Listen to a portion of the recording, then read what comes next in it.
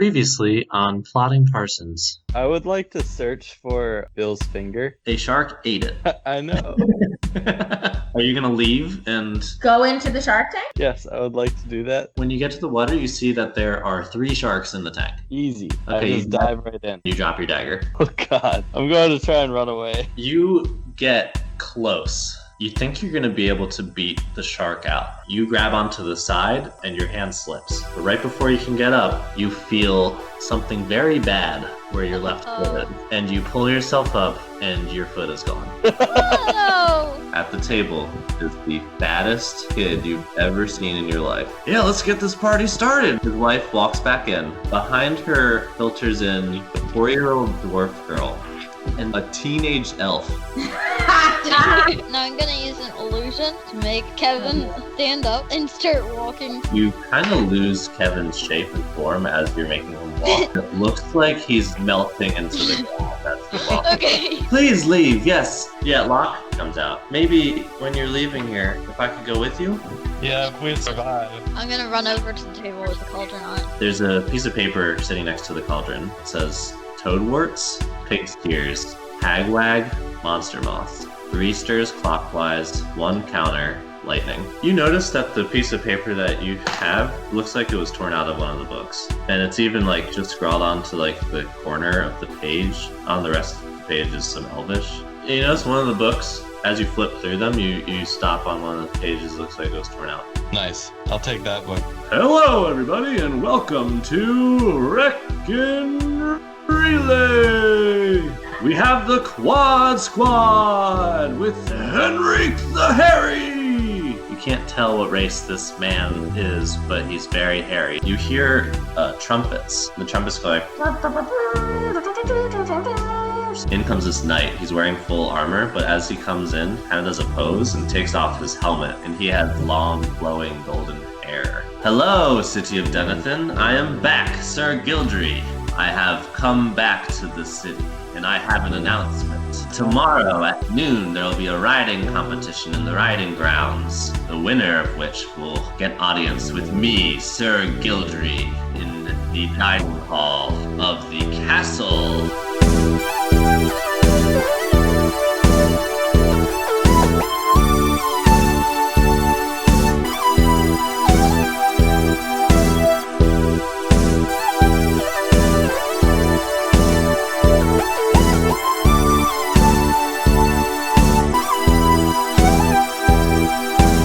Last thing we did before, I'll recap more soon, but because you want to practice your bagpipes, we were just taking a long rest, so you presumably could have practiced before going to bed. So go ahead. Yeah, right after I made my You carved your leg, your peg leg. my leg carving. Yeah.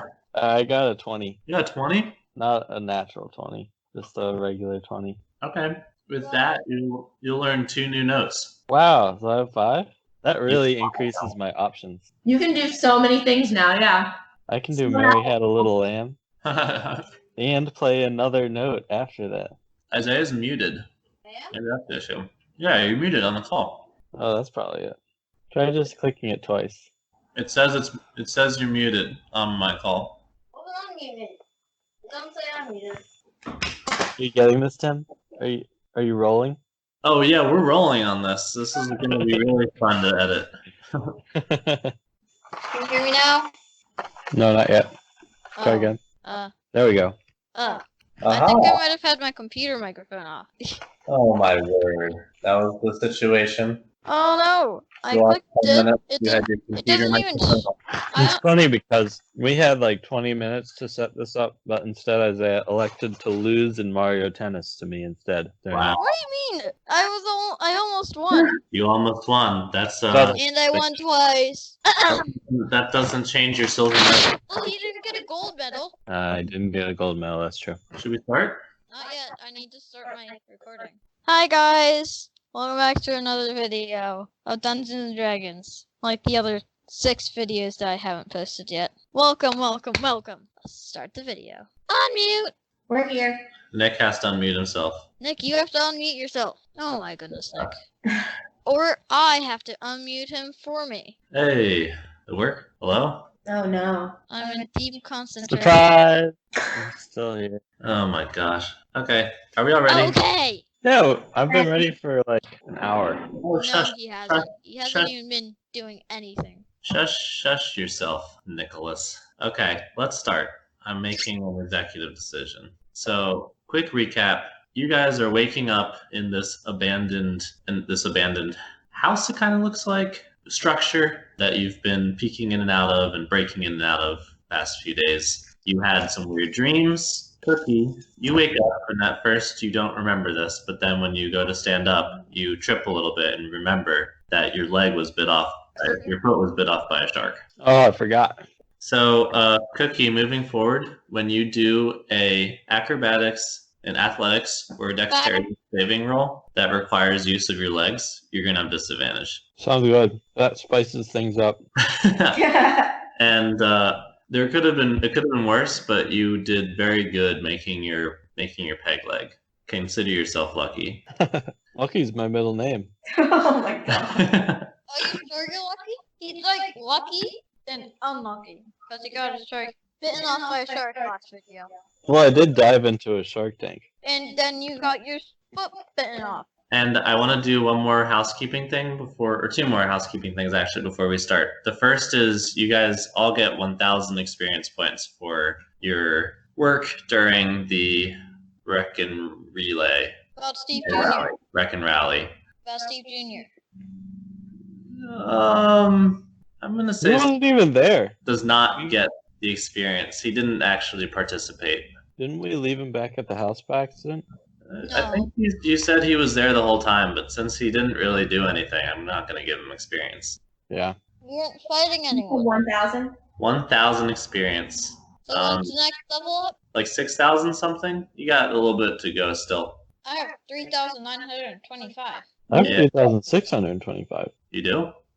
He wasn't there for something. You must have missed some. Okay, sweet. And the last thing I want to do is I've talked about giving DM inspiration in the past, and I've always forgotten about it. You did it once, didn't you? I think I did it once. Yeah, you did because- it to me yesterday, or your last game. When he was in the Shark Tank. I gave you Good inspiration then? You really didn't want him to die, I don't think. Okay, so then I won't retroactively give you any inspiration for the Shark Tank.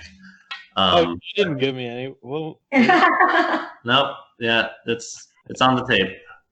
Sorry. Steve, I'm going to give you some retroactive inspiration, though, for taking Locke under your wing. That's the teenage elf that you met during the birthday party. I liked your interaction with him, so I'm going to give you some retroactive inspiration. You can use it for any role moving forward. It will give you advantage. Okay. I like Locke. So for a role that you really Yeah, I want, get that like is everyone dies. That I would roll be Locke. Yeah, Yeah, that's that's what I good. should do that. yeah, that's a good one. Good example. Okay, and now let's play. So the last thing I'll remind you guys is that you had agreed to meet Penny tonight at the tunnel that she led you through. Yeah. At first moonlight. So it's the morning.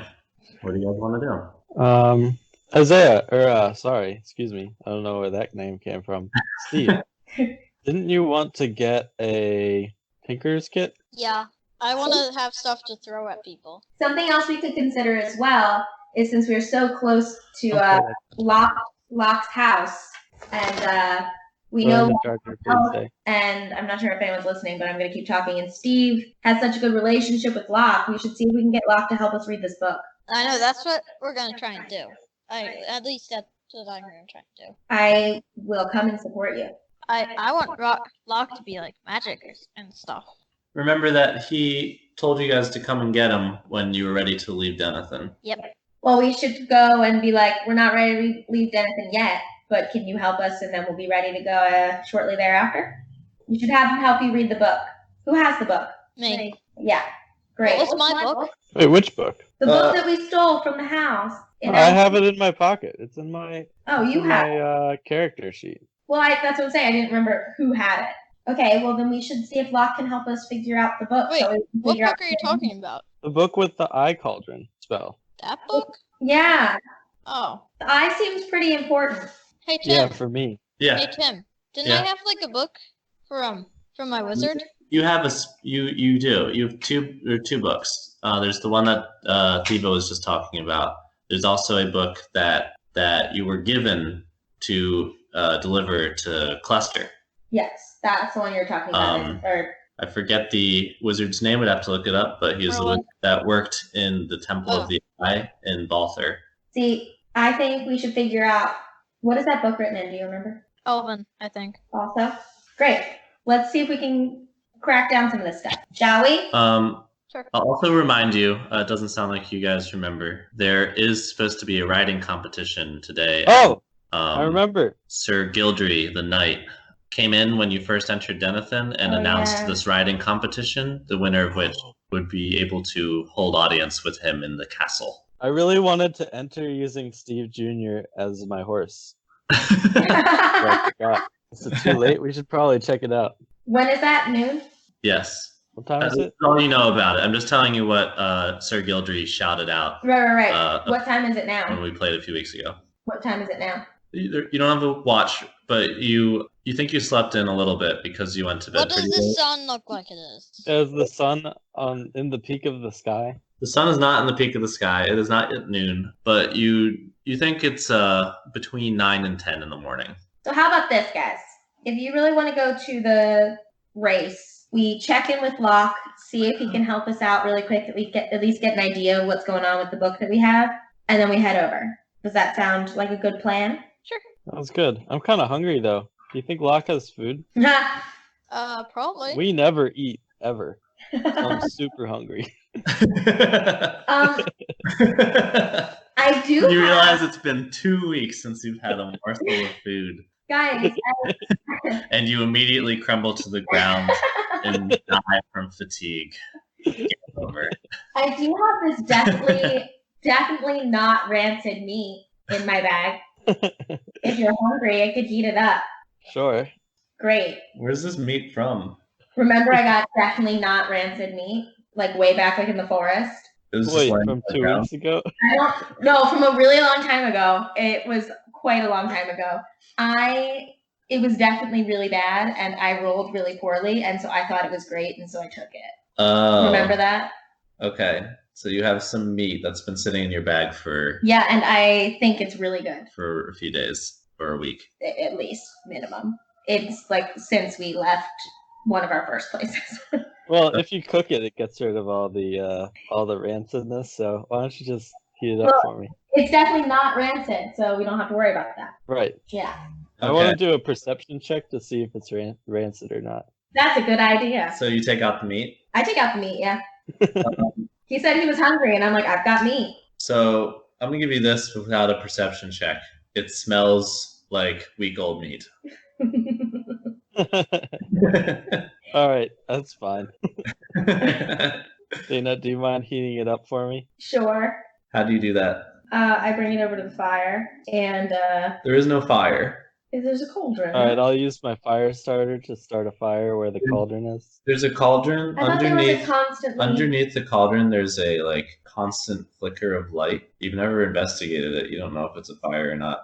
Oh, okay. Well, then I'm sure it'll work. I'm sure it'll work. Just throw it in there. I'm gonna go over and check that out then. See if this is a good place to heat up my really not bad meat. I got a 10. With a 10, are you at the cauldron? Yeah, I walked over to it and looked under. The cauldron is not hot. That's fine. We can heat it up. So guys, I don't know if this is gonna heat up. I don't know why there's light coming from here, but it's not hot. So. Can I look at what's underneath? Can I look at the mechanism underneath the cauldron? Yeah. Do the Arcana check. All right, sure. +1 is 6. I'll do an Arcana check. You didn't ask. With a 6, you're like, looks magical. I'm gonna do an Arcana check. All right, go for it. A perfect 20. Oh, yeah. Oh, everything. What do I see, Tim? Of course, the wizard knows what it is. You look under this cauldron, you're like, yes, I remember this very clearly from when we had a exact replica of this setup in Moran when I worked for that wizard that one time. So basically, there's no gas or wood or anything that you can ignite. There is this softly glowing light, though, that you know can be triggered with some sort of magic to start a flame. Jose, can you use some sort of magic to start a flame to cook my rancid meat? Not rancid. Let's see my magic. My book of spells. Oh, I think Thunderbolt will work perfectly. Should we stand back? Yeah, have you put the meat down in that case and walk? Remember, guys, my Thunderbolt is stalking grass. Oh, right. My Thunderbolt will work perfectly. Now I'm gonna use my Thunderbolt. What are you holding on to? What are you shocking? I'm gonna set the meat down and allow you to do that. You're gonna touch. Why don't we just shock the meat? Oh, that's what I thought we were doing. Oh, I'm gonna try it. I'm gonna put the meat next to the cauldron, right, so Isaiah can hit them both. So Steve can hit them both. So it's the meat's next to the cauldron at the moment. Yeah, like underneath. You trying to reach under the cauldron and touch this like glowing light? I'm trying to put the meat there. No, I'm talking to Steve. Yeah, with my stalking grasps. Okay, this light is intangible. You can't touch it, which you should know from your Arcana check. And you're like, oh, silly me, I forgot. It's intangible. So you can't actually shock this light because you can't actually touch it. Oh, I know the perfect solution to that. Ice beam. Oh, jeez. But I thought we were trying to heat up the meat. Hey, why don't you can you just grasp my meat, please? Ice beam. Oh, What are you using Ice Beam on? The light. Okay, you know in your deepest self that this won't do anything.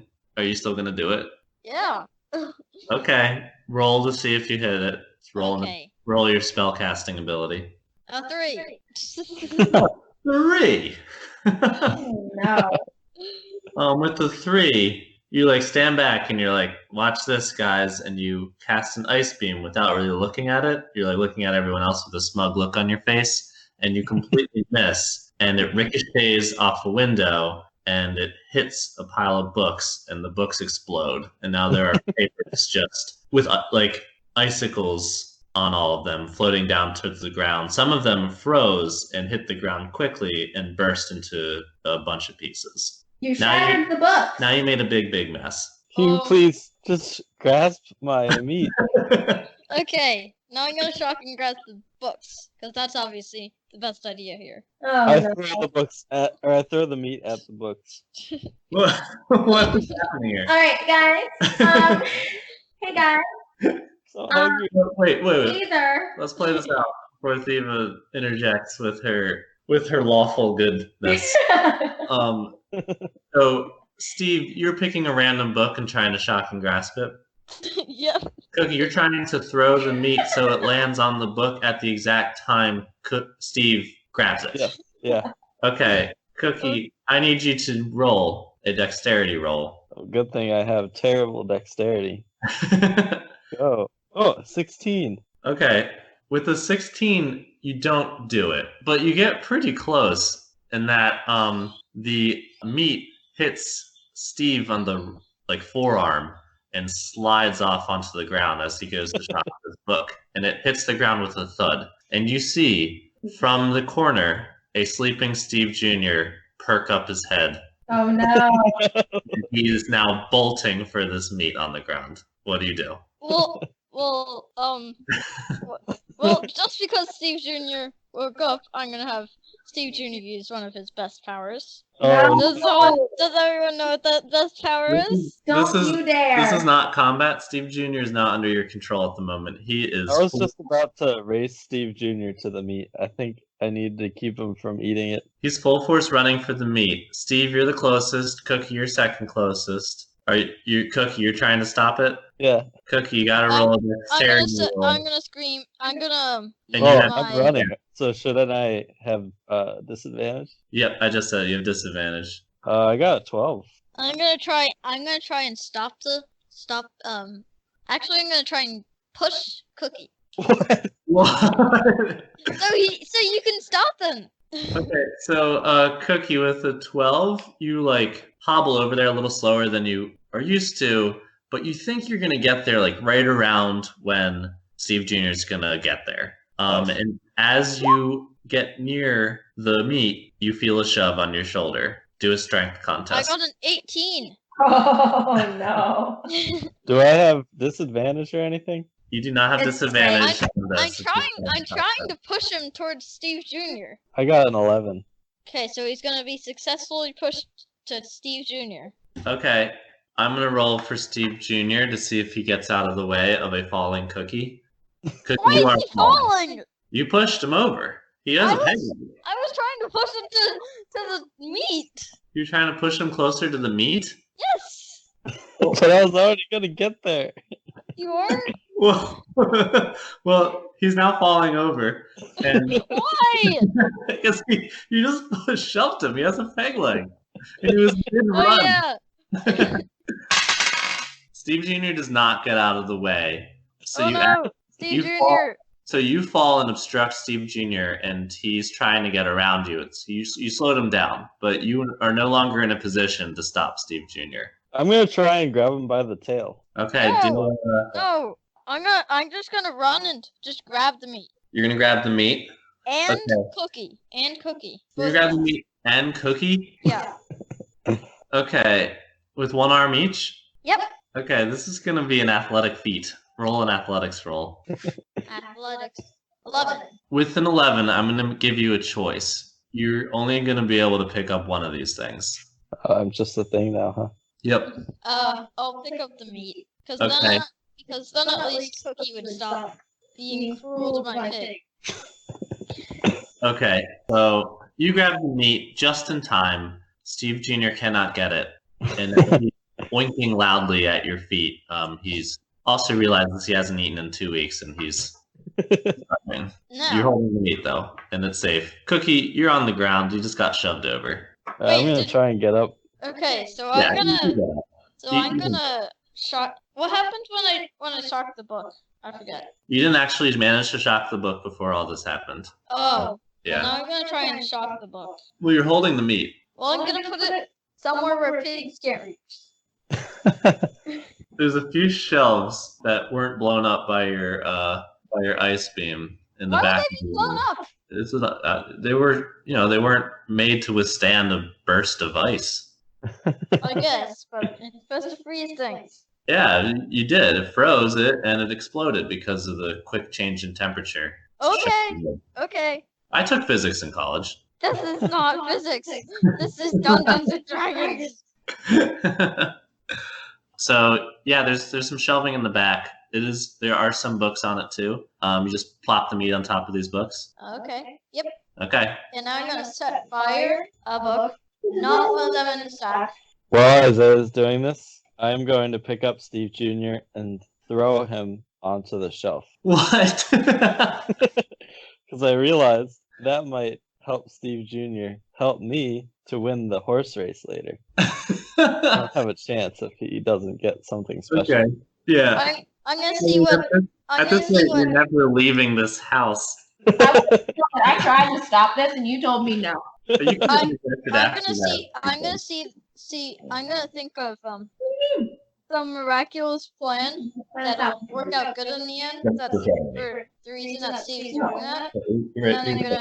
And then I'm gonna give the.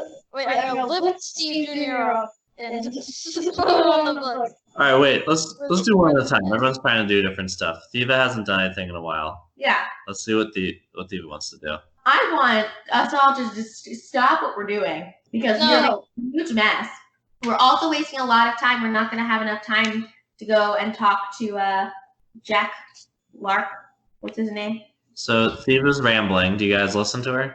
Hello? Kind of look back at her and then sneakily throw Steve. Sneakily? Steve Jr. Sorry, Steve Jr. How do you do that sneakily? It's not really sneakily, but it's kind of like Well, as I said, I know what I think of some miraculous thing that'll do for the good that Steve could be, that Cookie could be doing. So, and then I put Steve Jr. on right where the meat is. Oh, so we're on the same page here. Oh no, I'm thinking that you're gonna figure out how to give us more meat. Okay, are we trying to eat some food? Is that what we're trying to do? And then No. No, after all this, I think I'm feeling okay. Trying to feed Steve Jr. the bad meat. I'm helping because I know that he came up with some great plan. So to confirm, what you want to do right now is throw Steve Jr. onto the shelf. And Yep.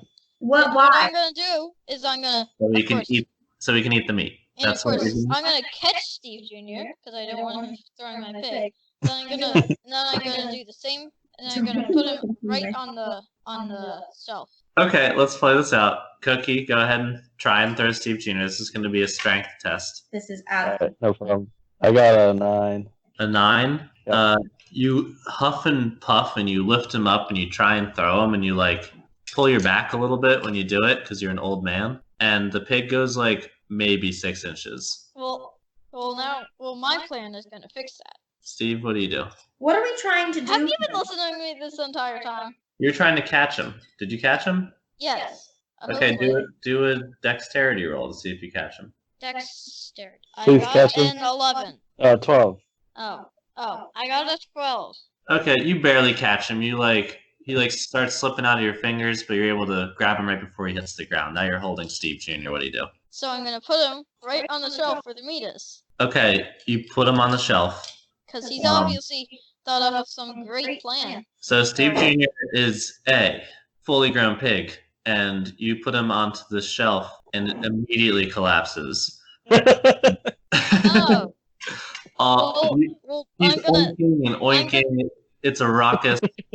There are catch Steve everywhere. I'm gonna catch Steve Jr. again. Okay, Do a dexterity roll. The meat flops onto the ground.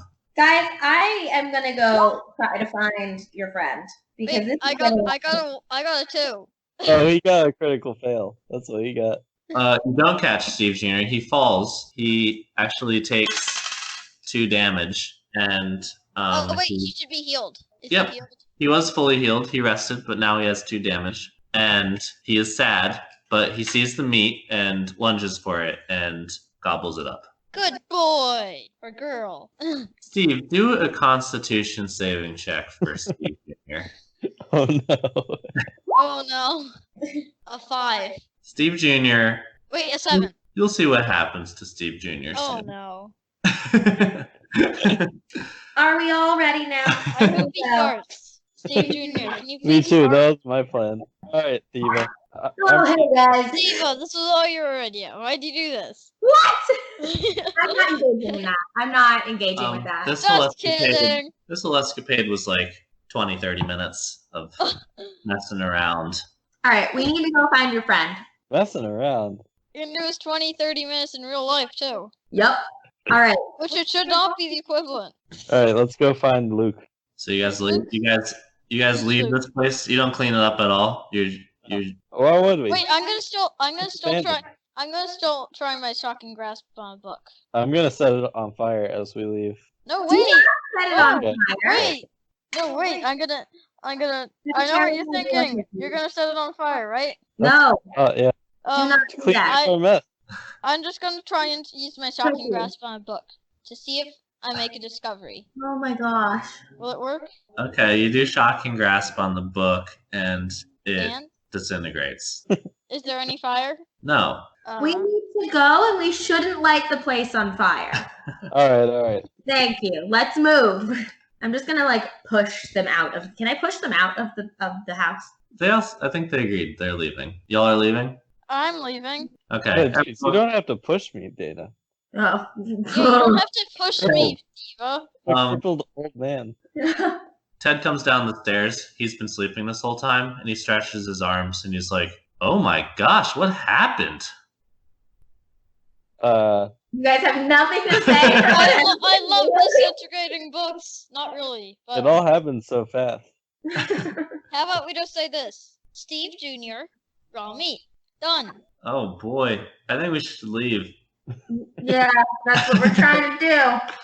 So you guys all leave. You exit this building, which you've left in quite dishonorable repair, and you hear a town crier. What's Now, Yeah, I'll explain. A town crier is how people get the news around in cities before telephones and such. How they do that? Everyone do a perception roll. I got a 20. I got a 3. Of course, Dana got a 3. What did you get, Steve? Oh no. Let's see. Did Ted get anything? See, what's it called again? Perception. You goose. You've done this so many times. I'll roll it for you, Isaiah. No. What did I get? 6. No. No. You're at the end of this long road that has pretty abandoned. At the end of it, it's this dark building that you were just in with the eye sigil on it. And at the end of the road, where it hits the main path once more, there is a brief moment where you see a town crier. The town crier is just a man. He's ringing a bell every now and then, and he's shouting some words. Most of you weren't paying attention. You didn't see the town crier, but Nick. Cooki did. And what Cooki hears is in the distance, very softly, this town crier going, "Last Cookies call." for sale? What? Cookies for sale. No. Oh, he wasn't saying that. He says, "Last call for entrance for the riding competition. Winner. Oh. Winner gets audience with Sir Gildry." I pick up the pig and I try and run and yell. No. Me. That's my pig. I scream. With the 20, you heard where it was. He was telling people to go to the riding stables. Oh, I guess I'll just walk Yeah. in there with the pig. Okay. No. How heavy is Cookie? Wait, I thought we agreed that I'd be doing this riding competition.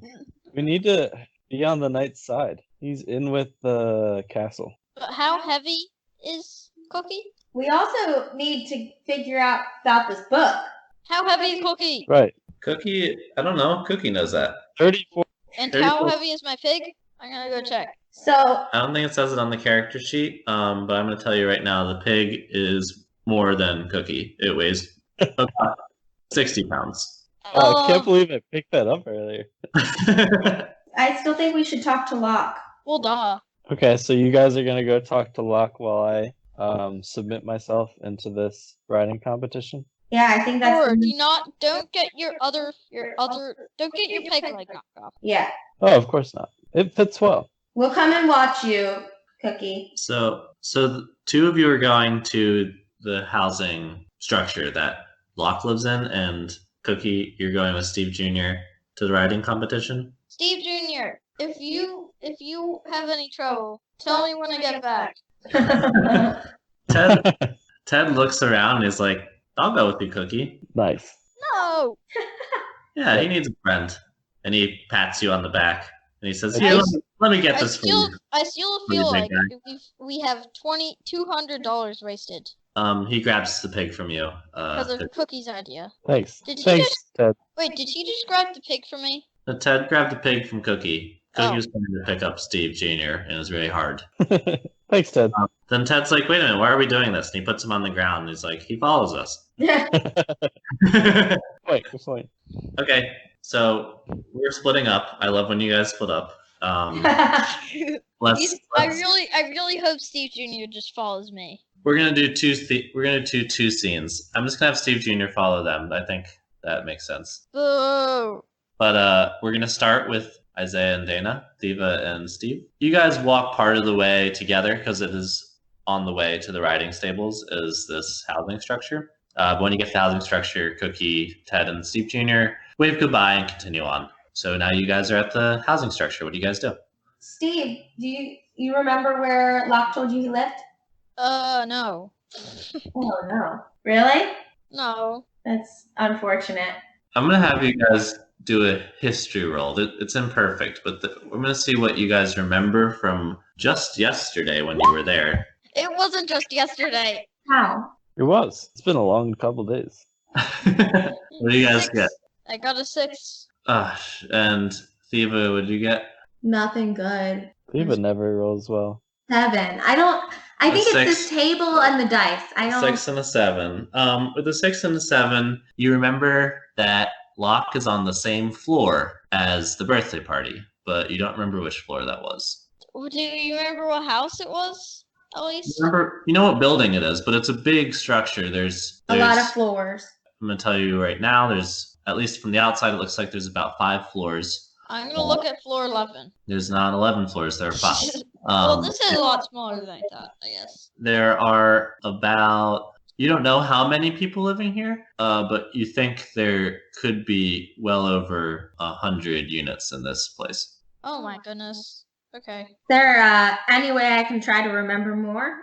No, that's what you rolled your 7. That's what you remember. Cool. All right, Steve. You want to just start at floor 3 and see if we can track him down? Sure. As I'm walking, I'm looking to see if there's anyone that looks like we might be able to help direct me to lock. Okay. Like anyone just... Are you inside the building now, or are you outside still? I think we walked in, no? Did we walk in, Steve? No. Let's walk in. Oh, we didn't walk in yet? So is there anyone outside? There's no one outside right now. You do see a small, there's a small trickle of people walking down the different paths towards the riding stables. Can I also just look really quickly to see if there's like a sign or anything? Like, an old school call box type of deal? You can. You can do a perception check on the outside I of just the want to building. see if there's anything that's going to direct us at all. You got an 8? An 8. There are no labels on the outside of the building. There are, it looks like, only one main entrance, but there are some doors other places that lead into the building. Okay. Shall we go inside then, Steve? Sure. Can we walk inside? Okay, you walk inside, and as you do, there's an entrance foyer. It's pretty minimal, bare bones. There's some carpet rolled out. There looks like there's like a storage room with some like locked crates. And to your right, there's an open doorway, and it looks like inside that doorway there are some stairs. And in front of you, there's a hallway, it looks like, that goes to the left and to the right. Okay. Are there any people? Not at the moment. All right, Steve, what do you think? Should we try floor 2 or 3? I don't feel like maybe 3. I don't feel like we walked up that many stairs. We definitely walked upstairs, I think. I'll try floor 2. I think maybe we should stay together. Yeah, okay, let's try floor 2 first then. We walk up the stairs. Okay, you walk up the stairs. You get to floor 2. There's a hallway going to your right and to your left. There are doors. They're numbered. It's like 201, 202, 203, 204, etc. No one's out in the hallway at the moment. I feel like his thing started with like 101 or something. Okay, so I feel like we have 2 options moving forward, Steve. We can either knock on some doors and see if we can get somebody who can either help us. Is there like a manager? We haven't seen anyone yet. I mean, then it would be so much easier. What? If there was a manager, it would be so much easier. Right, I know. So I feel like we can either do that or we can walk up some of these other floors and see if we see someone in the hallway so we don't have to knock on people's doors. But that would involve us walking around a lot of stairs. I don't know. What do you think we should do? I don't know. Maybe let's go up one more floor and see if there's anyone in the hall. Yeah. And if not, we can knock around a little bit. I feel like there should be a manager in a place this big. You would think, right? We could check the first floor and see if there's a manager somewhere. While you're thinking, a group of people go down the stairs past you. Oh. Does anyone look like Locke? They're gnomes. I'm going to say, excuse me. Oh, they're past you. They're already down the stairs. What? They're talking about the riding. Ran? They ran down the stairs? How did they get down the stairs It that doesn't way? take that long, and you were in the hallway. You weren't facing the stairs. Where are they now? They're down. There's the stairs you came up, and they're going down those stairs at the moment Okay. to exit the building. Well, I'm gonna hustle after them and say, excuse me. Okay. One of the gnomes turns around and is like, "Yeah, what's up?" We were wondering if maybe you might know where we could find a young elf named Locke. You live here? Yeah, he lives here. Don't know him, but there's a lot of people that live here. Sorry, we gotta get going. We don't want to be late to get a spot for the competition. Do you know any elf families? No, boy. Thank you. All right. They leave. Jeez, people just ignore me today. Yeah, that's how I felt earlier too, Steve. Shall we What try happened earlier? I don't want to talk about it. Bad memories. Another family's coming down the stairs. Excuse me. We were They're wondering dwarves. if you might. They're trying to get around you. They're like shifting like to the left and the right. Do you happen to know a young elf named Locke? We're trying to find him. Can you get out of the stairs? trying to leave. Do you know this person? No? Can you please get out of my way? Really? Steve, any input here? Excuse me. We're trying to ask you a question. Unless you want to get it out of the way. Are you saying you're gonna stay in the way until he answers a question? No, I just said what I just said. I'm trying to confirm that's what you said. Yeah, that's what I said, I guess. Okay, roll persuasion. Excuse me, we're trying to ask you a question. And also, can you, unless you'd like to move, so. Is that what you said? He's like, yeah, I would prefer you to move. I don't know you. No, you said, I said, you. Oh, so yeah, you should roll a persuasion then. Roll persuasion. A 1. Wait. Well, it was a critical fail. Okay, he's like, I don't have time for this. I'm trying to get my kids to the riding competition. Now move it, Buster. And he shoves past you. Man. You feel you get shoved against the wall a little bit. He's a lot stronger than you expected for a little dwarf. And he goes past you. Rude. Rude. You guys are just standing in the stairwell accosting random strangers. Well, I think we should. We're being nice about it. We should just look around for a nice family. Yeah. All right. Shall we walk up the next? Sure. Okay, we go up to the 3rd floor. Okay, you're on the 3rd floor. You're on the 3rd floor now. There's another family leaving from their apartment. This is a family of humans. And they have like picnic blanket ready. They have a picnic basket. 2 little perfect twins. Dressed up in matching clothes. Oh no. They're like, I'm gonna be like, you hear the man say, Ted's brethren. You hear the woman say, darling, don't they look so cute? I dare say, darling, they do. You did good work this morning. And they go head past you to go down the stairs. I'm gonna say, excuse me. Oh dear. They look at you guys. You're both very dirty and very dragon, very scaly. I was wondering if you might happen to know an elf named Locke. We're trying to find him. Would you mind letting us pass? We must be getting. You must know an elf named Locke. I'm gonna try to persuade him to answer my question. Okay. What do you say? I'm gonna say, and oh my goodness, don't your kids just look so cute? Okay, you're trying to butter them up? Yeah. Go ahead. A 6! Okay. They're like, we'd much prefer if you just let us go. Yes, please. Okay. Perhaps we should go the back way, actually. And they go around the other way around the complex and avoid you. Cool. Okay. Meanies. This is going really well so far. No, it isn't. I'm also starting to have some concerns that maybe Locke isn't here. Maybe his family has already gone to the riding competition. Yeah, why do we have to choose the day of the riding competition? It's almost like if only we had gotten out of the house earlier, we would have had better luck, you know? Yeah, I don't know why Cooki took so long. It's so hard to get out of the house in the morning. I mean, let's be honest. There's no one else in the hall? Not on this floor. Okay. Should we knock on a door or two and see if we can get someone to help? I don't know. Yeah, maybe. Probably just gonna be like, into that. How many doors do you think get slammed in our face if we do that? 12. All right. Should we go up another flight? Okay. We walk up another flight of stairs. All right, you walk up another flight of stairs.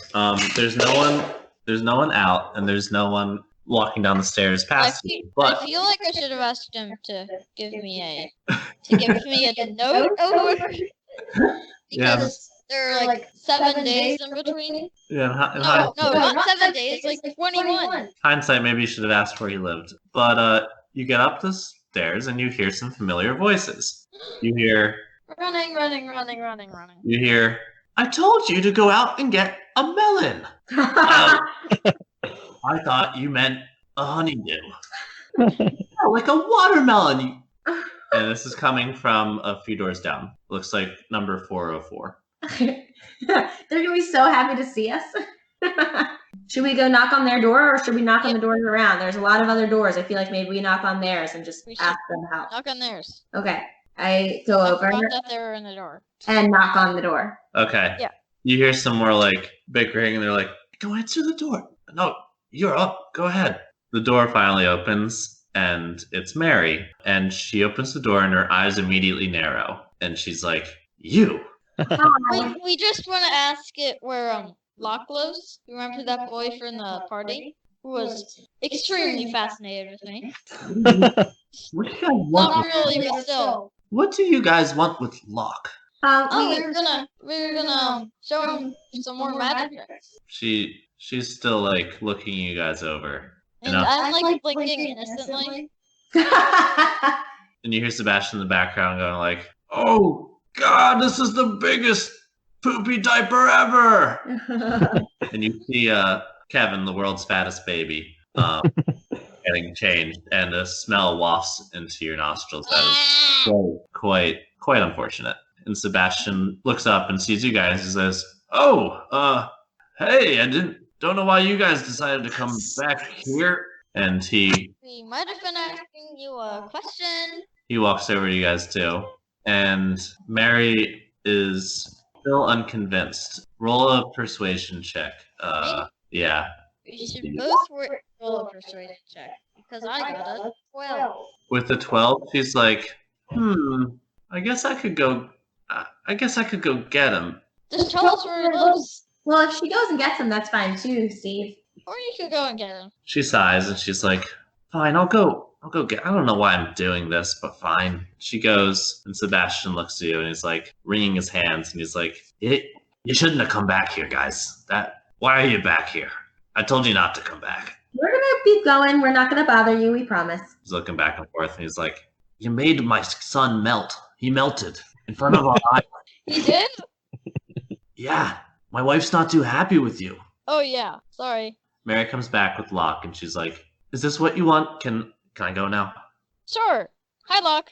Okay, please do not come back. And Okay. Sebastian sighs and he kind of gives you a little wave as she slams the door in your guys' faces. Oh, well. And Locke is there and he's like looking at his feet a little bit and he's like, why'd you guys come right now? I can't just leave in the middle of the day. Oh. We were wondering if you could help us out with something, Locke. And also tell us where you live. On a note. On a note. We're trying to get our things taken care of here so we can get going, but we don't read Elvish, and we were wondering if you could tell us what this book is. Yeah. Okay. Sure. He looks around and he's like, Can we do this somewhere else? Sure. I'm a little nervous. Go ahead, find a spot wherever you feel good. So you follow Locke. He goes down the stairs and out the back. There's like a little field. I'm gonna follow him just like I'm a normal person who just happens to be going towards Okay. following him. So you follow him at a weird distance, thing, and you get out back and there's a little field and he goes, "Yeah, when you guys want to leave, come at night." And he points to his window. It has like a little poster in it. The poster is, you can't really make it out, but you think it kind of looks like it's like a band of some sort, like a musical band of different elves. And he's like, "Yeah, that's my room. Can you just, I don't know, throw a rock at it or something? I don't know." Okay. I'll throw a rock at your room. You're magic, right? You can figure out something good. Oh, okay. Definitely. Is it fine if I ice beam it? No. Okay. Just kidding. Just like he looks at you guys like, "My parents can't know that I'm trying to sneak away, right?" We got you. We'll be extra sneaky. We're fine. Okay. And let's make this And then quick because I hand him told the my book. parents I was gonna go, I don't know, play with Well, Kevin. Here, take the book. I didn't know what to say. Oh, okay.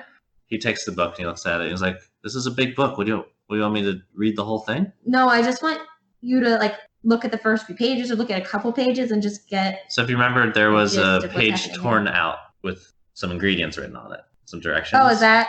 And the page fit into this book. Oh, great. Yeah, read that page. Okay, sure. He opens it up and he starts reading it, and he's like, I don't understand most of it. It's it looks like some kind of potion, but it talks a lot about lycanthropy. Lycanthropy? Do I recognize what lycanthropy is? Do an Arcana check. 20. Yes, you finally know something. Yay! With a 20, you know what lycanthropy is. It is a disease, or really it's a curse, that makes someone become a werewolf. Oh. Like, yeah, it says stuff about, it seems like this is talking about, like fixing it, or like, stopping it. I don't know what lycanthropy is, but I don't know. He gives it back to you, and he's like, "I'm sorry. There's a lot of stuff in here I don't understand." No, that's okay. That's fine, Locke. That's fine. Thank you so much for your help. We'll let you get back to your family so they don't know anything. I'm gonna go. And when he looks at you guys again. He's like, when are we leaving? I kind of want to get out of here. How about right after the horse race? Well, we can't right after the horse race, Steve, because we still have to finish what we're here for. Oh yeah. After we're finished what we're here for. Hopefully very vague. soon. Hopefully Okay. a couple days. I'll just stay up every night. That's good. Okay. Bye. Don't worry, we're not gonna stay. We're not gonna wait. Oh my goodness, is he gone? Yeah, he leaves. Oh my goodness. Okay. Steve, we did it. We did something. You did something. Good job. Now let's go back to the cookies. Yep. I really want to see how good Steve Jr. is. You guys are walking along this path in the north part of the city that leads straight towards these riding stables. You see there are a few fenced-in pastures. One of them has, like, livestock. It's, like, where the livestock are grazing. There's two other pastures, and one of them set up. Looks like there's, like, some hurdles and such that for jumping over, for horses to jump over, and some targets set up along the edges of the fence. And there's a crowd of people, like, lounging around on these grassy areas outside of these pastures. And there's a third pasture that's connected to a stable. And you see there's a lot of activity going in and out of the stables. What do you do? Let's see. I guess we should go into the stables. That's probably where we can enter the competition. Or actually, I'm going to do a perception check, see if I can find a registration tent. Okay. Hey, Ted, can you look too? Oh, sorry. I was super distracted, but sure. What did you get? I got a 16. Yeah, Ted actually got a 19. So you both are like, you look around, they're like, there's nobody that looks like they're about to ride a horse anywhere except near the stables or going inside the stables. Sounds like we should go inside the stables. Okay. You walk along, you hear people like talking excitedly about this riding competition. They're saying things like, oh, I wonder who's gonna win, and I'm jealous. I wish I could ride a horse. I'd love to meet Sir Gildry. Another person being like, yeah, he's the dreamiest knight. And you get to the stables, and there are a bunch of people that look like they're ready to ride a horse. That's unsurprising. You see one guy running around inside the stables, shouting to different, looks like teenagers. He's like, yeah, get Doc 3 set up. Yeah, we got another horse coming in. He whirls around, and he's like, oh boy. And he sees you guys. And he's like, looks you up and down. He's like, what can I do you for? Well, I'm entering the race. There's no race. The riding competition. Yeah.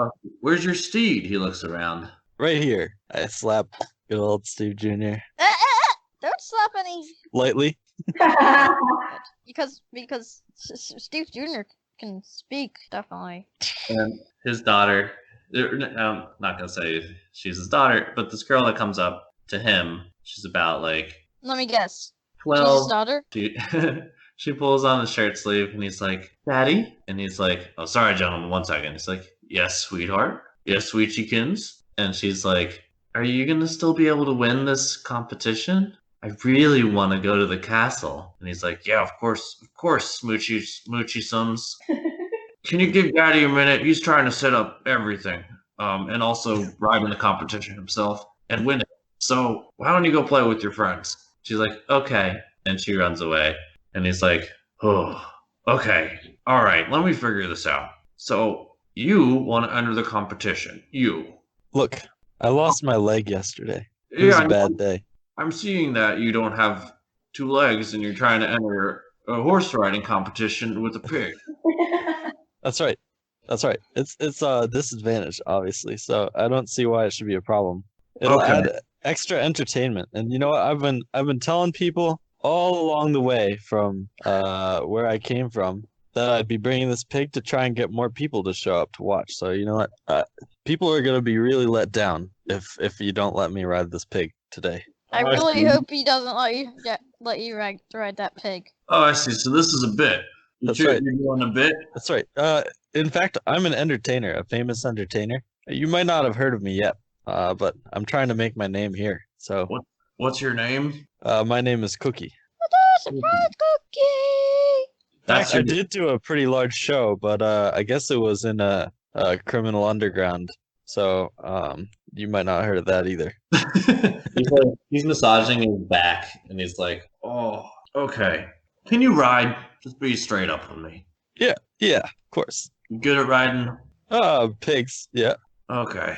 I'm supposed to ride. He's like kind of distracted now. He's like, I'm supposed to be riding this horse because I told my daughter I'd win her a chance to see the castle. I did my back a number this morning setting up. He looks back at you guys and he's like, yeah, I'm not gonna ask you guys to help me with that. That would be absurd. No. You're a No, pig. listen, Ted, listen. Why don't we have Ted here do it? Ted loves action. He like grimaces. He like shakes his head. He's like, I don't know how to ride a horse. All right, I'll do it. Ted, do you want to ride the pig then? Wait, how many pounds is Ted? Ted's big. He's like 180. Oh! Yeah, maybe not. Regular bulky human size. He's like, the thing is, you're small, and that could be that could give you a little advantage on the horse riding bit. You sure you know how to ride a horse? Yeah, of course. Hmm. I've done it a million times before. Look at how old I am. I'm He experienced. He waves you over, and you go with him towards this stall. And in there's a auburn color horse with a little like white diamond on its forehead of fur, and it neighs as he gets closer. And he brushes it and feeds it some straw. And he's like, "This is my horse, Penny. Hey, Penny. Woof. She's a good little steed. She's done me a lot of service over the last few years, and I'm supposed to ride her today, but as I said, I did my back a number. How many numbers? What number did you give it? You're not there, but Steve Jr. I know. he's like, yeah, I did it about a 7 this time. I cannot wait to lay down. But okay. If you can get a win for me, I got a few horses in here. They're usually for sale, obviously, but I'll give you a nice little discount. Well, to tell you the truth, I don't have any money. I had a lot yesterday, but I had to spend a lot on this pig leg, and now I don't have anything. You Oh, didn't spend anything on that. well then I will say this is your only way to enter the competition. Then the entry fee is 25 gold. All right, it's a deal. All right. He shakes your hand, or he gives you his hand to shake. Wait. Is Ted shake actually it. gonna ride my pig? Ted's like, no, Ted's not gonna ride your pig. Okay. Yeah. Ted's like, wow, this is working out better than I expected. I don't think Ted expected much. You're officially entered into this riding competition. Nice. It starts in about half an hour. Are you planning on doing anything until then? If I not, should probably either practice or find some clothes because all my clothes got ripped off by the shark yesterday, and I never got new you're ones. still wearing just underwear? Yeah. I wish I remember that. That would have made this a little different. Okay, he looks at you and he's like, all right, well, here's the deal. You got to be clothed. So you got half an hour to find yourself some clothes. Come back here then, and you got yourself a horse. Otherwise, I'm riding my head. Doesn't he still have the illusion from like a really long time ago? No, your illusions don't last that long. Oh. I'm pretty sure you need concentration to be. Yeah, we slept. We got up.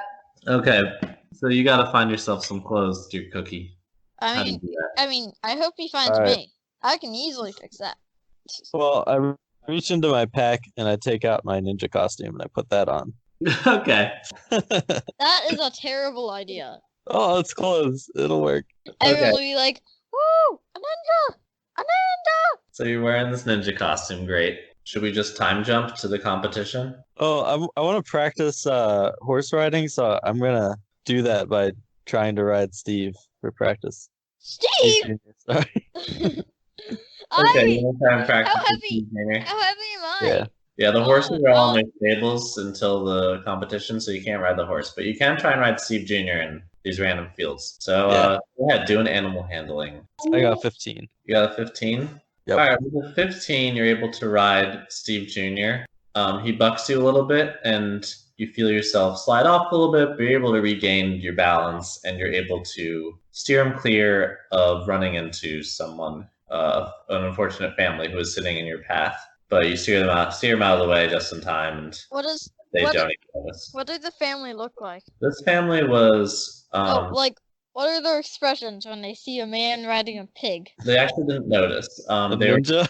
They were. It would have been unfortunate if you weren't able to handle this thing because they were busy dolling up their twins a little bit and making sure that their matching outfits were nice and prim. Steve, we went to the race too, right? So we're just like we found a seat or something. Yeah, I don't know. I already forgot what we did. I'm gonna do a perception check to see if I can see Theeva and Steve in the crowd because I think that's going to really help me. Yeah, they should be coming up, so go ahead. All right. Ted's looking too.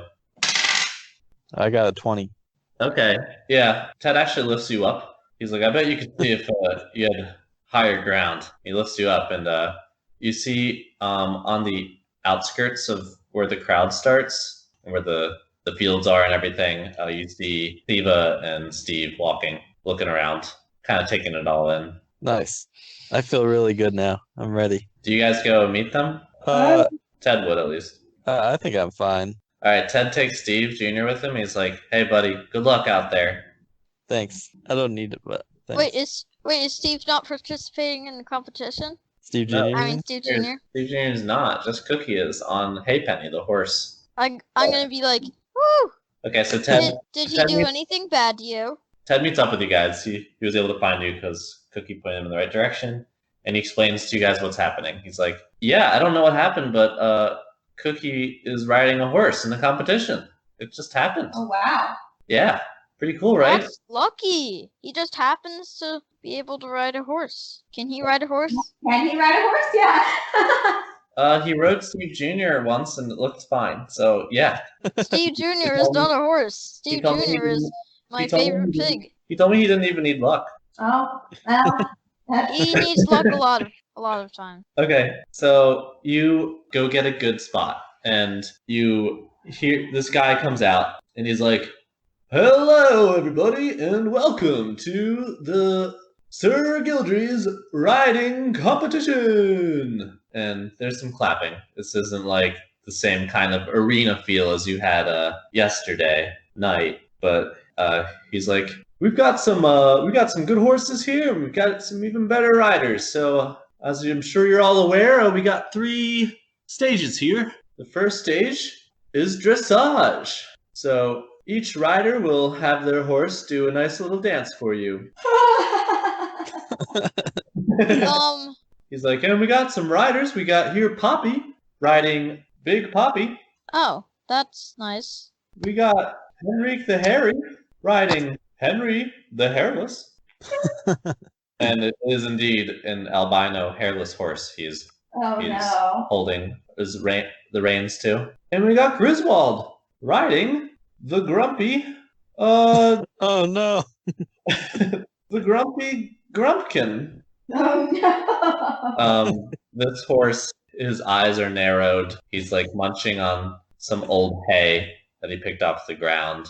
And Griswold is this thin man wearing a full riding costume with a like twirly mustache. Oh no. Poppy is a limber elf, and Henrik the Hairy, he must be everywhere because he was in the criminal underground ring last time. He is here as well. He is you cannot tell what race he is, but he is extremely, extremely hairy. And he announces you next. He's like, and Cookie riding Hey Penny! And there's some claps for this. People know Hey Penny. He's Haypenny, she is Hank's horse. Hank is the person who runs the stables. So many people have taken Haypenny for a ride before. She's a fan favorite. Oh no. Yeah. So the others go first. You go last, Cookie. Poppy's first, and the Poppy has Big Poppy do some like horse like maneuvers where it like runs sideways and like does a thing where it like clops its heels in place and runs sideways again. He brings it around in a few circles. The coat is nice and shiny, and people are like, "Ooh, wow, nice." Next is Griswold. Griswold has a 4-piece accompaniment, a string instrument accompaniment in the background playing music, while the horse like flips its mane around, does some cool like it starts hopping around sideways, then starts hopping around backwards and forwards like in a big circle, always moving in a different direction than it's pointing. It bows a few times and does a little weird clop where it like leaps forward a little bit, like it's doing little small jumps. And everyone's like, wow, very cool. Then Henrik the Hairy goes, and his horse just kind of trots around a little bit. He tries to get it to go sideways, and it buckles a little bit. And Henrik the Hairy, you can see him just sweating profusely. His shirt is just drenched in sweat already. And people are kind of like a little less excited about Henrik the Hairy's performance. And now it's your turn. What would you like to do? So here's what I'm going to do. The first thing I do is I take out one of my fake ninja stars that came with my costume, and I use a fire starter to heat up one of the star's tips. And then right after doing that, I use magic mouth on the horse, and the magic mouth says, "And here comes Cookie." And then I take one of the ninja stars and I shove it in the butt of the horse. I don't know how to ride a horse, and I don't know how to make it do tricks. So this is my only idea. Oh my word. Okay. I really wish I was involved in these things that, like, I can speak to animals and have them do things for me, you know? How does it keep happening that I'm like up in the stand somewhere with no way to communicate to these animals while other people need to manage them? I'm going to have you do 2 rolls. My first roll I want you to roll is a performance. I want to find out whether people actually think this horse is talking. It's a 16. Okay. People are flabbergasted. There's mumbling in the crowd, like people are gasping. Some families like shield their kids' eyes. You see Hank out of the corner of your eye. His eyes are like wide open, his mouth is agape. Everyone thinks this horse just talked. This horse that they've known for years. And now I'll do an animal handling roll to see what happens when you stick a hot little object up the butt. No, don't do that. But I got a critical fail. With a critical fail, it brays like and it bucks. And you are thrown from the horse. No. Well, I'm in the crowd. I'm gonna make a huge noise. Boo! Well, boo! Okay, my you illusion. boo him. That's my illusion-eo. Your illusion boos? What is that? What are you doing exactly? My illusion can make sounds so. Okay, it's just a very loud sound. Yeah, just a really loud Okay, boo! loud boo. Okay, I realize my mistake. But you've been thrown from the horse, so I'm sure I'm gonna get hurled pretty far, right? Yeah. Yeah. So while I'm in the air, I am going to try to use my cantrip to dancing lights to make a humanoid figure of lights on the horse while I'm being launched. Huh. How do you have to roll for this spell usually? No, not usually. Okay, I'm gonna have you roll to see how effective this light. Sure, wisdom, I guess. Do a spellcasting roll, yeah. While he's doing this, can you give me a quick lowdown of like the arena? Is there any walking space nearby? Like, am I able to get down here at all? You do not have the best seats in the house at the moment, but it's like there's a crowd, but it's not packed. You can work your way towards the front if you wanted to. How does everyone react to the giant? Boo! Most people around you react by like looking at you, like a little concerned. There's not really booing at a riding competition, and you're actually pretty near the family with the twins that you'd seen before, and they see you guys, and they're like, "Oh dear!" And they roll up their blanket and herd their twins away towards a different part of the field. And Cookie, what'd you roll? I got an 8. There's just like a mess of a blob of lights on the horse now, and the horse is running around in fast circles around this pasture, and you land with a thud, and you take. I'm not even gonna have you roll a dexterity saving roll because you failed so miserably. You take 3 damage. Yeah, that's nothing. That's nothing. Okay. You're on your back, and yeah, this horse is running around in circles. What do you do? Well, I get up. I assume it's like running along the edge or something. Yeah. Yeah, so I get in a position to kind of like if I were wrestling a bull, I get in a position where I'm ready to catch this horse by the ears and launch myself up on top of it. You're going to try and jump up. I'm going to try and jump up and then push off of the horse's head, do a flip, and land back on the horse. Okay, that's your plan. Yes.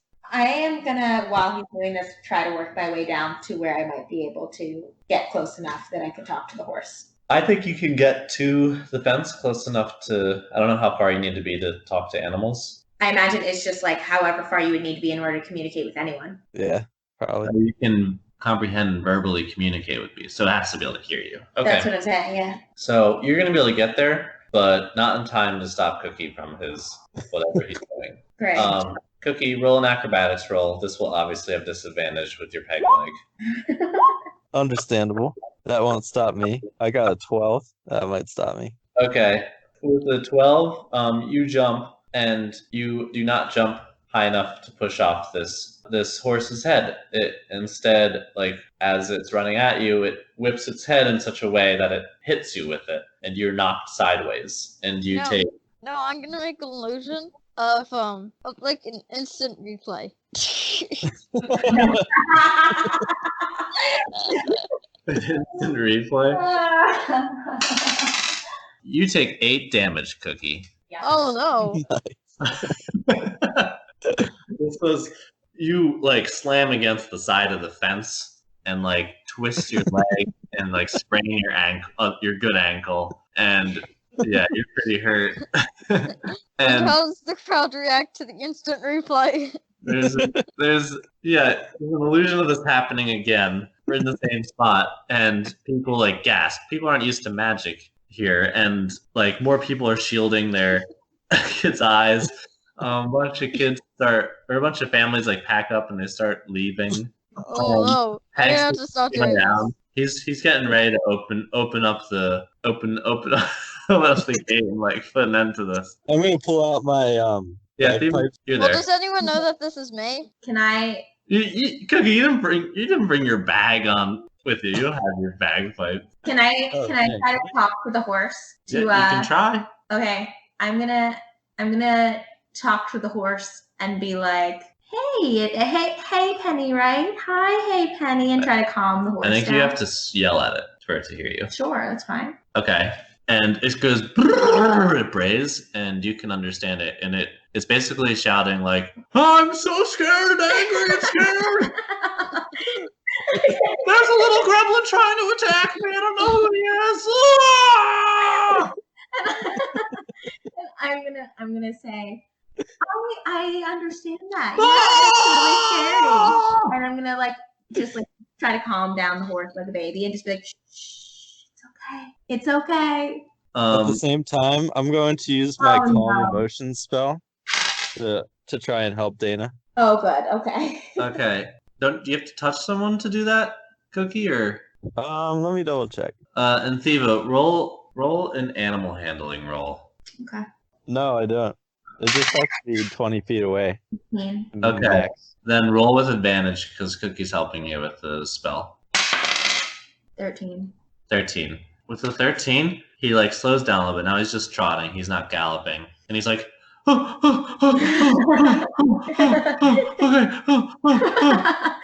I'm gonna be like, that's good. Just calm down. Deep breaths. Yeah. He's trotting slowly, turns around the corner, and then he sees Cookie, and he's like, No.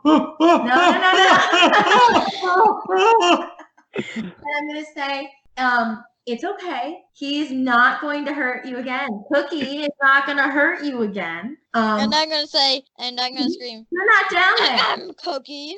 Hey, I'm like a crumpled old man right now. I'm no threat. Roll another animal handling with advantage. 19. Okay, with a 19, he's like, oh, okay, whoa, okay, wow. All right. I guess he's okay. He's just a little man. Just a little man. Just a little man. Just a little man. And he like stops, and he's just walking now. What do you do, Cookie? I just get back on it, regular style. Do I let him on me? Is this okay? Yeah, you can let him on you. Why don't you just lead? He just will sit there and you do the routine. What am I doing? Why don't you just run around in circles? Maybe do a little jump or something. Okay, just jump. I'm gonna jump. Do what you do with your master. I'm gonna jump. Don't you have a routine that you do? I'm gonna jump. Sure. And he starts running faster and faster in circles. Cookie, you grab on for your life, and then he jumps. And what role do I need you to do? I think it's just an athletics roll to see if you can. I would like to point out I said a little jump. Little jump. It's fine. Oh boy, I hope I don't die. Don't worry, we'll be able to stabilize you next. And Cookie. 7. Yeah, you slip off during the jump. Do a dexterity saving throw. This is gonna be disadvantaged. I got a 12. Okay, with a 12, you don't hurt yourself. You slip off the horse, but you like either roll or you land like on your hands and knees in such a way that you do not get hurt. And this horse is still like trotting around. He's like, "Did I do it?" Yeah, you did it. Why don't you go back for the little man? Oh, he fell off. Yeah. Okay. And he goes back for you, Cookie. What do you do? I reach my hands up to the horse. What am I supposed to do? I don't know. And then we'll run your fingers. I grab for its head. Cookie. Ah! It backs away a little bit. Make sure you're gentle with the horse, Cookie. Was I able to grab onto its head or no? I think it backed away. It backed away. Oh, okay. I try to just mount it like I usually do then, I guess. Okay, he lets you. You get on it. I've never really described this. It's pretty comical because you're so short. You have to like pull yourself up with both of your arms and like scramble on top of the horse. At this point, your routine's been pretty long. All right, I should just bow then. Okay. I stand up and do a bow. Okay, you stand up and do a bow, and you ride Hey Penny. And Hank looks at you and he's like shaking his head and he's like, that was bad. I'll get you on the next one. Survived. I'll catch up. Don't worry. I'm not as good at the dressage one. Okay. And the judges confer for a moment, and the guy's like, well, that was weird. But, yep, we got some results. In the lead with a perfect score, 10 out of 10, is Griswold and Grumpy Grumpkin. The Grumpkin. Yes, in second place, we got Poppy on the Big Poppy. There's some cheers for both these people. In third place is Henrik the Hairy. I forgot, Big Poppy got a 9 out of 10. Henrik the Hairy and Henry the Hairless, a 6 out of 10. And for Cookie riding our beloved Hey Penny, I've been told he got a 1. Great job! Woo! So next up, folks, is our second of 3 events, the riding and shooting event, where riders will shoot their bows and arrows at the targets we have. We have 3 targets. Oh no, Cookie is going to do terrible at this. Oh, I'm good at that. I use bows all the time. Riders will fire. You were still gonna probably accidentally hit the horse. Riders will I'm gonna fire. be like brave. up to Right 3 here. arrows at the first large target, and then the medium target gets 2 arrows, and the small target gets 1. Yep. We will go in reverse order this time. So we start with Cookie. All right. So you mount your horse, and there's 3 targets. One's on the left side from your vantage point, on the left side of you, and you can ride up to it and shoot. There's like a line drawn in the pasture. That's like where you're supposed to shoot by. And there's a path that makes sense to follow, like towards the first one, turn around to your right, go towards the second one, turn around to your left, go towards the third one. All right. Yeah. So how do you go? Oh, well, how many times do I have to hit each target? Was it 3 for the target's first? big, you get 3 arrows for that one. The second target's medium, you get 2 arrows for that one. The last target's small, and you get 1 arrow for that one. All right. I'm going to ride up to the first target. Okay, first do an animal handling check to see Oh, I forgot. if Hey Penny listens to you. Hopefully now that I got an 11. Okay. With an 11, Hey Penny's like a little erratic, but he's going the right direction. So it's gonna make it harder to shoot your arrows, but you can do it. All right. I yell, Theeva, help, please. Okay. I have 10 minutes on my ability to speak to animals, by the way. So this is the last thing I'm probably gonna be able to help with. And I'm gonna say to Hey Penny, hey Penny, head towards the targets. What's a target? The big circle. Head towards the circle.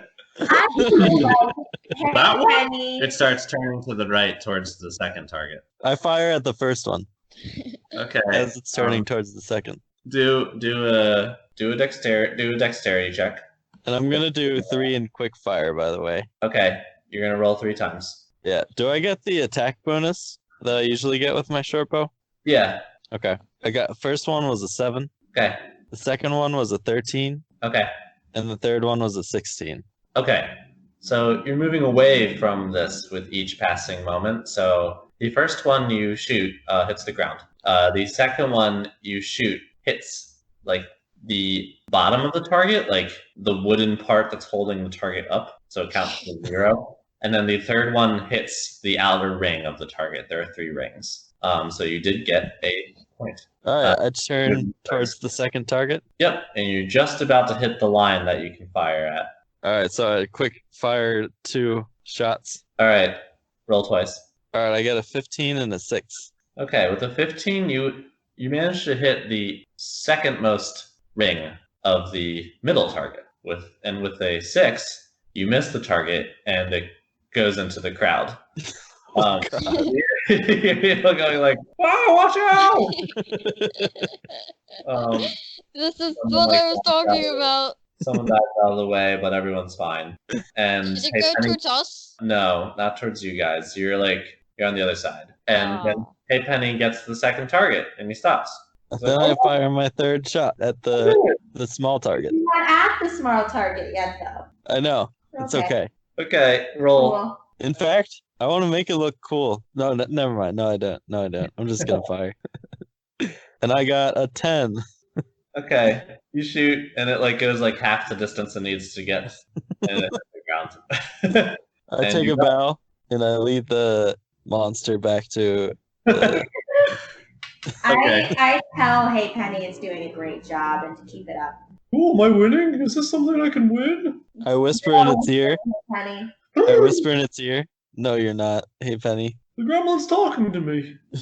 That's nice. And the next 3 go, and I'll just tell you what happens. Yes. Henrik the Hairy goes, and he's actually very good with his bow and arrow. He gets 2 bullseyes and a second row on the first one.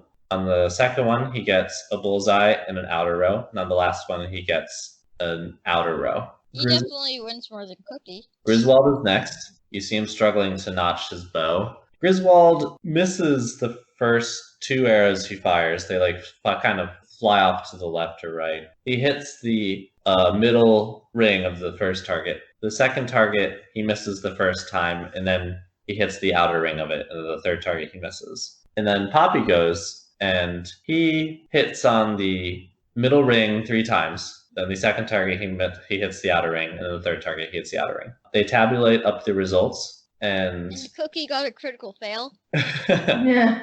they give 9 points to Henrik the Hairy. They give 7 points to Poppy. They 1 give point to Cookie. 3 points to Griswold and 2 points to you, Cookie. Cookie. Okay, at this point I'm a little bit frustrated because I remember talking to Haypenny's owner, and I remember hearing him saying he was trying to fix the race. I feel a little bit frustrated that he hasn't succeeded in doing so. I felt like it was a clear win for me. When did he say that? He said it right before we started, remember? No. Oh, he definitely said it. You can roll back the tape. I will roll back the tape later, but he didn't say he was trying to fix the race. He said he was trying to win the race. I think you misspoke. You definitely said he was trying to fix the race. I'm excited to go back in the tape and see how that. I do not think that he said that. I'm just gonna toss this out here. Either way, that's what my character heard. I'm pretty frustrated. Okay. I feel like nothing's going my way. Hank comes up to you and he's like, I thought you said you could ride a horse. Well, I thought you said you'd fix the race. What? Why would I do that? I'm running the race. I'm not a criminal. I run the tables. I must have misheard you. Well, listen. What's the last event? I can't believe you didn't know what the events were. The last event is it's a track. It's an agility track. You I've got this one in the bag. Don't worry. You leap over 4 hurdles, and that's it. I've got this one. Good thing he doesn't have big. 2 small ones, right in a row, then a medium one, then a big one. Easy. Got it. All right, I think you're mathematically eliminated, but let's roll. Let's see how it goes. All right. Quickly tabulate what's up. I think Poppy got a 7 and a 9. You have a 3. I do? Griswold has a 14. And Henry the Hairless has a 13, actually. Yes. I'm gonna make a horse's head. The hairless horse grow hair. Like normal horse hair. Okay. I'm going to... Who's in the lead right now? It is Big Poppy, actually, with 16. Let me think. Give me a second. Gotta think about this. Think over this dilemma. The doctor's like, all right, after that showing, which went a lot smoother, I would like to say, we're going to have our favorite event, the agility contest. We're going to go in order of standings, starting with Poppy, riding Big Poppy in the lead with 16 points. They exit the gate. They roll up to the first 2 hurdles, and Big Poppy stumbles on them. He clips his feet, and he brays. Poppy looks a little disgruntled. They get to the medium hurdle, leap it with ease, and they get to the big hurdle. And he clips his back feet on this one as well, and he rolls up. Is Big Poppy good? Yeah. He's in the lead. He's in the lead. Next up, we got Griswold on the Grump Grumpkin. So Griswold comes out. He looks pretty smug, and he starts going. Easily clears the first 2. Actually does not clear the second one. The horse clips its legs pretty bad on the hurdle and stumbles onto its knees, but gets back up and keeps going towards the big one and clears it. And next up, we got Henrik the Hairy, riding Henry the Hairless, but it looks like now has hair. There's just some murmuring in the crowd, and they start. Henrik the Hairless clears the first 2. Fine. You mean Henrik the Hairy? Yeah. I mean Henry the Hairy. Henry the Hairy, I guess now. They clip one of their back legs on the second one, and then go up to the last one, and also clips its legs. A lot of leg clipping in this. And last but not least, we got Cookie riding our beloved Haypenny. Who is taking some All right. This time, I'm going to use my final spell. Okay. Heroism. To imbue the horse with bravery. Okay, the horse is now brave. So let's go. All right. Do some animal handling. Wait, Theeva, can you say anything? Or is your time It's been more than 10 minutes. Oh, this one would have been the best one for that. Yeah, but there was a disaster happening earlier that I had to fix. All right, I get a 21. Okay. With the 21, you clear the first bit with ease. He's like really jiving with you. He's feeling really good and brave. and the first one's easy. He's done it millions of times. You get to the second one. Roll another animal handling. I got an 18 or 17. Sorry. Okay, he clears this one too. Easy. And now you get to the last one. This is the hardest one. It's the one that he's usually a little nervous about. But this time he's feeling brave. So roll animal handling with advantage. Nice. All right. I got him 12. Oh. Yeah.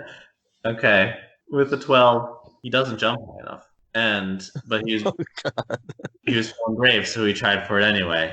And he knocks into the hurdle and it falls over, and he falls over, and you fall off. Do a dexterity saving throw with disadvantage.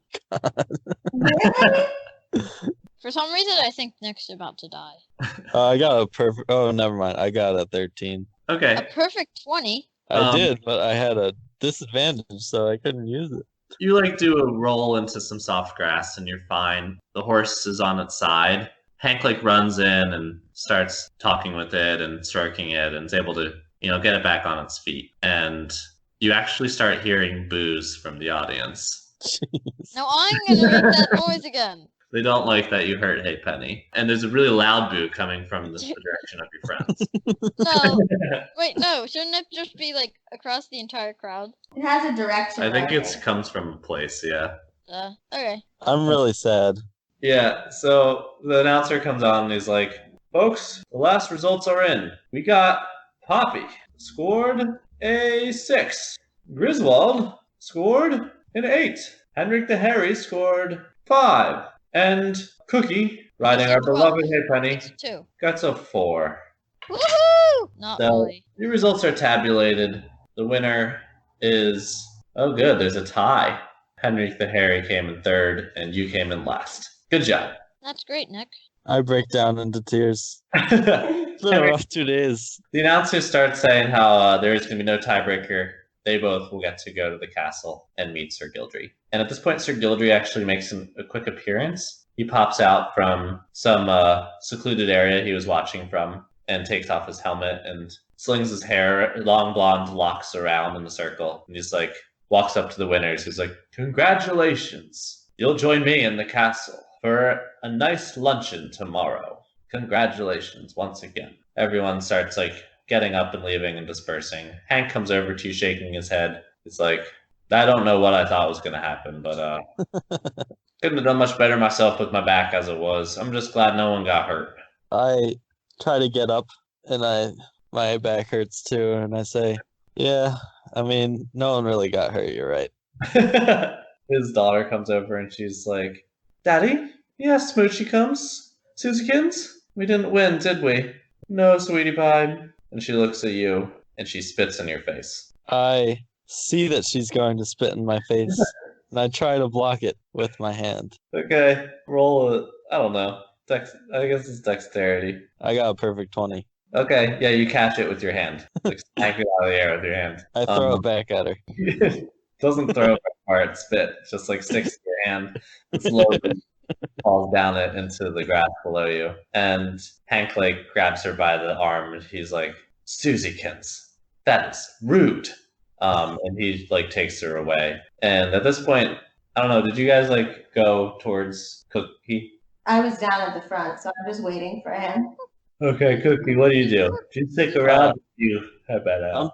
I'm so sad. I just collapsed at the ground in the fetal position and cry. Okay, you're crying. Theeva's just waiting. Steve, what are you doing? I'm just with Theeva. Okay. So now we're all standing on the sideline just waiting for Everyone's waiting for Cookie, and Cookie's crying. All right, I get up, still in tears, and try to go to Sir Gildry. Sir Gildry's gone. Then I break down again after noticing that. He made his announcement, now he's gone. Okay, you're still crying. No one's paying any attention to you. Actually, no. You know who does come over? Henrik the Hairy. And Henry the Hairy? Henrik the Hairy, he ties up his horse and he comes over. And what's his horse's name? Henry the Hairless or Harry. We don't know anymore. He's having an identity crisis. So Henry comes over to you and he's like, hey, ugh. He puts a hand on you and he's like, it's really damp. He's like, what's wrong, partner? Well, yesterday I lost my leg. That was pretty bad, but I'm an entertainer, so getting embarrassed in front of giant crowd is even worse. It's been a rough 2 days. Oh, sorry to hear that. I'm going through loss too. Well, what happened to you Well, besides losing this race? I've always loved my horse because it had what I didn't. No hair. But all of a sudden, it has hair. Now I'm gonna make the hair appear. Make the hair disappear? No, oh yeah, disappear, I guess. Okay, he's not looking at his horse, but he will notice this when he goes back, I'm sure. And he takes the seat next to you, Cookie. Wait, what does Cookie say? Cookie, what do you say? Oh, I don't know if I noticed it either. Oh, wait. I'm not really looking at Sir Henrik the Harry's horse. Henrik the Harry sits down next to you. He starts rubbing your back. It's like spreading like damp sweat across your back of your ninja costume. And he's like, "It's okay, pal. We'll get through this together." Together? Thank you, sir. He hugs you now, and he's like, there, come here. He puts his arms around you and brings your head into his sweaty chest. Do a Constitution saving throw. Oh, God, I get a 3. You cannot breathe. This is a very long hug. What do you do? Well, I don't know. Am I gonna take damage? Eventually, 10 seconds go by. It's really nice that he's doing this. I'm gonna sort of try and push away, but only because I'm dying. 20 seconds go by. He doesn't let you out. He's like, there.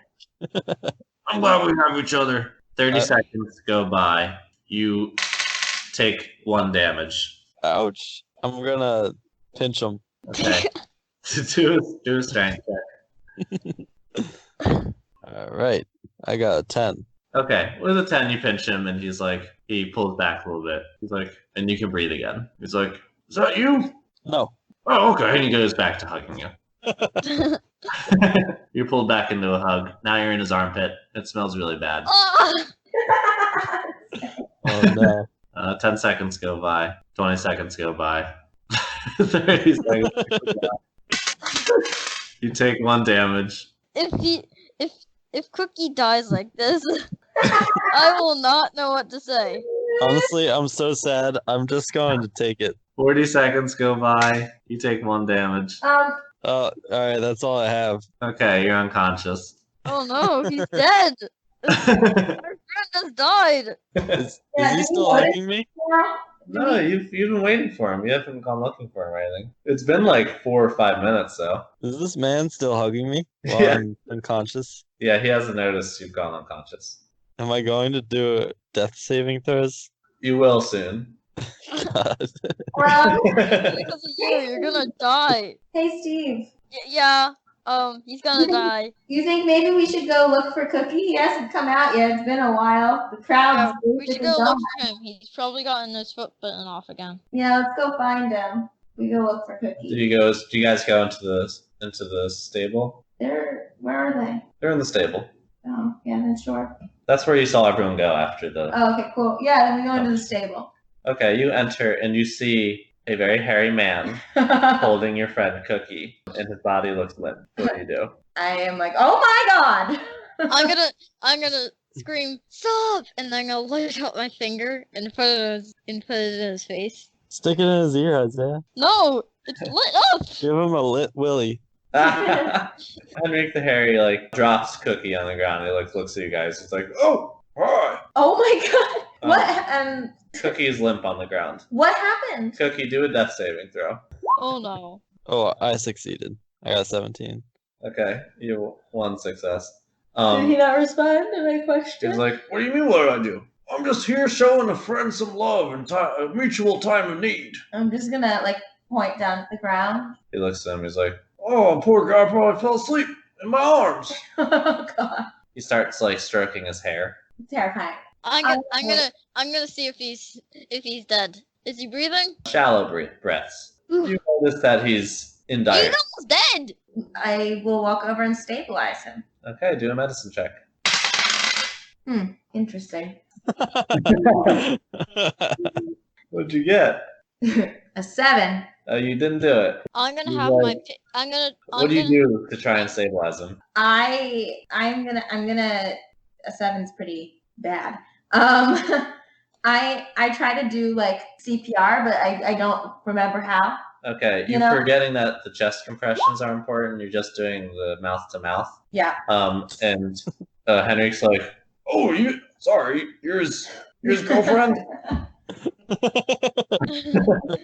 I notice it's not working. I'm gonna say he's dying. Steve. Okay, I'm gonna go try and stabilize him with it. All right, do With a medicine great check. 3. Wait, do I need to do a death saving throw Yeah, again? do another death saving throw. Yeah. 19. Doesn't matter then. Well, don't I need 3 successes? Well, Steve stabilized you. No, No, that was I my got- roll. I got a 3. I got a 3. Okay, you're still not stabilized. Should I do another roll then? Wait, what am I doing to him? What am I doing to him? What would you have tried to do to him? And I'll tell you what you actually did. Oh no. Try and do like a... I'm gonna smack him. What's that thing? A defibrillator? Why don't you try and defibrillate me with your shocking grasp? No! Remember that knocked Theeva unconscious before? Okay, Yeah, you slap him across the face, and you realize, like, really, really hard. And you realize afterwards that he's not, like, asleep. He's, like, dying, so that actually didn't help. He's dying!